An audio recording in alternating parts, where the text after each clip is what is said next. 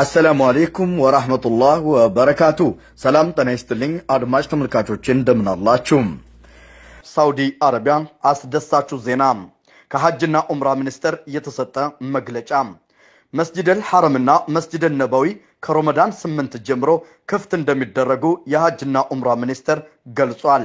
ይህ ሲሆን ግን ህግና ደንቦች እንዳሉት የሐጅና ዑምራ ሚኒስቴር ይዘረዝራል ከነዚህ መካከል አንደኛ ሁሉም የራሱን መስገጃ ወይም ምንጣፍ ይዞ መሄድ ይኖርበታል ሁለተኛ በመስጂዱ ውስጥ ያሉ ቁርአኖችን መጠቀም አይቻልም ከቤቱ ግን ይዞ መሄድ ይቻላል ሶስተኛ ማህበራዊ ርቀት መጠበቅ ይኖርበታል አራተኛ የመስጂዱ ሽንት ቤቶች ዝግ ይደረጋሉ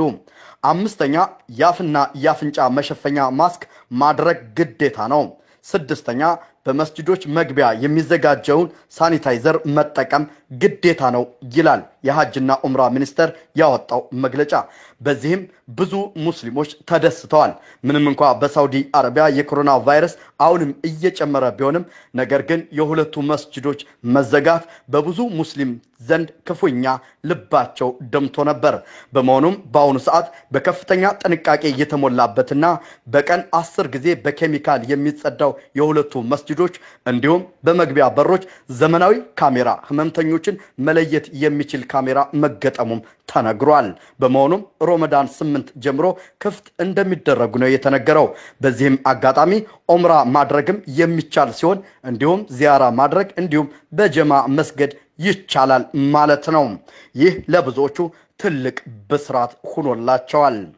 በጎረቤታችን ሶማሊያ በኮሮና ቫይረስ የተጠቁ ዜጎች ቁጥር 582 መድረሱ ተነገረ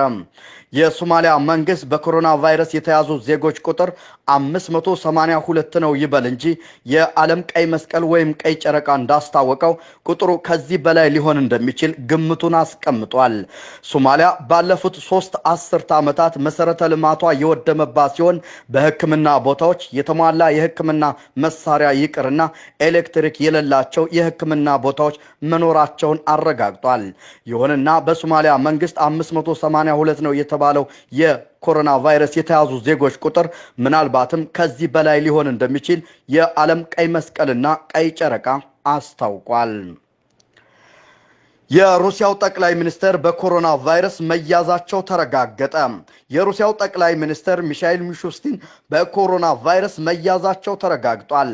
ከአጭር ጊዜ ወዲህ በሩሲያ በከፍተኛ ሁኔታ የቫይረሱ ስርጭት እየጨመረ የመጣ ሲሆን በዛሬው ዕለት እንደታወቀው 106498 ዜጎች በቫይረሱ መያዛቸው ተነግሯል ከነዚህ መካከል 1073 መሞታቸው ነው የተነገረው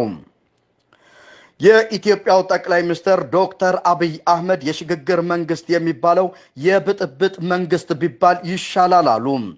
በምክር ቤት አንድ አቋም ለመወሰን መግባባት የማይችል እንዴት የሽግግር መንግስት እናቋቁም ይባላል ብለዋል ሀገራችን በዚህ አስቸጋሪ ወቅት የሽግግር መንግስት እናቋቁም የሚሉት የብጥብጥ መንግስት ለማቋቋም ያቀዱ ብቻ ናቸው ብለዋል በመሆኑም የሽግግር መንግስት የሚባል የለም ሲሉ አስረግጠው ተናግረዋል በዛሬው ዕለት የኢትዮጵያ ጤና ጥበቃ ሚኒስቴር በ24 ሰዓታት ውስጥ አንድ ዜጋ ብቻ በቫይረሱ መያዙን ገልጿል የኢትዮጵያ ጤና ጥበቃ ሚኒስቴር እንዳስታወቀው በ24 ሰዓታት ውስጥ 1408 ዜጎች ምርመራ የተደረገላቸው ሲሆን አንድ ዜጋ ብቻ በቫይረሱ መያዙን ገልጿል በሌላ በኩል በኢትዮጵያ እስካሁን ድረስ ምርመራ የተደረገላቸው ዜጎች 17842 መድረሱን የኢትዮጵያ ጤና ጥበቃ ሚኒስቴር ገልጿል ከነዚህ መካከል 131 የሚሆኑት ብቻ በቫይረሱ የተያዙ ሲሆን 59 የሚሆኑት መዳናቸውና 3ቱ በሞት መነጠቃቸውን ሁለቱ ወደ ሀገራቸው መሄዳቸውን ገልጾ በአሁኑ ወቅት 67 ዜጎች ብቻ በህመሙ ላይ ይገኛሉ ብሏል በሌላ በኩል በጽኑ ህሙማን አንድም ዜጋ አለመኖሩን የኢትዮጵያ ጤና ጥበቃ ሚኒስቴር በዛሬው ዕለት አሳውቋል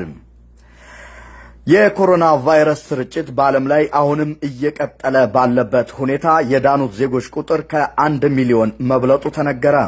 እስካሁን ድረስ ከ3 ሚሊዮን በላይ ህሙማን ያሉ ሲሆን ነገር ግን የዳኑት ዜጎች ቁጥርም ከ1 ሚሊዮን መድረሱ ታውቋል በሌላ በኩል የሞት መጠናቸው በከፍተኛ ሁኔታ ያሻቀቡት አሜሪካ 61000 ዜጎቿን ማጣቷ ነው የተነገረው። በሁለተኛ ደረጃ ጣሊያን 27682 ሲሆን እንግሊዝ 26166 መሆናቸው ተነግሯል። በሌላ በኩል የተለያዩ ሀገራት ቁጥጥራቸውን እያላሉ መሆናቸው ታውቋል። ናይጄሪያ በቀጣው ሰኞ ጀምራ ባንክ ቤቶችና የመንግስት መስሪያ ቤቶችን በተወሰነ ደረጃ እንደምትለቅ ገልጻለች። በሌላ በኩል አንዳንድ የአውሮፓ ሀገራት ከ10 ዓመት በታች ያሉ ህፃናትን ወደ ውጭ እንዲወጡ እያደረጉ ነው። ሌሎች መረጃዎችም ህፃናት ወደ ትልልቆች አያስተላልፍም የሚል መረጃ የወጣ ሲሆን በሌላ በኩል በተለያዩ ነፍሳት ወይም በወባ ትንኝ ቫይረሱ ወደ ሌላ ሰው እንደማይተላለፍም ታውቋል። እነዚህና ሌሎች መረጃዎችን የማቀርብላችሁ ታጠቅ ነበርኩ። ታጠቅ ዩቲዩብን ሰብስክራይብ በማድረግ አጋር ይሁኑ።